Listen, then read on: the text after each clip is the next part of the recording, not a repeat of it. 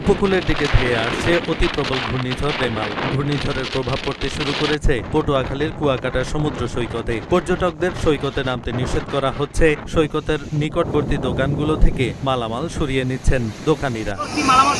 হ্যাঁ, আমাদেরকে 10 নম্বর সংকেত দেওয়ার পর থেকেই আমরা মালামাল সরাই ফেলাইছি। তো এখানে মালামাল রাখলে দেখা যায় বিপজ্জনক, যে আমাদের দোকানের শাটার ভাঙে ফেলাইছে। তো এখানে যদি মালামাল রাখি আমাদের বিপজ্জনক, তো এই জন্য আমরা সবকিছু সরাই ফেলাইছি।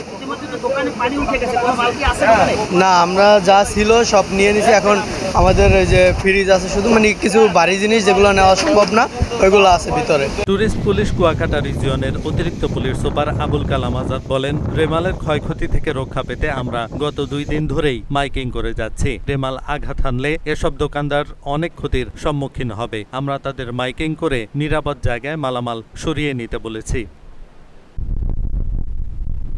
এহসানুল হক, ঢাকা পোস্ট।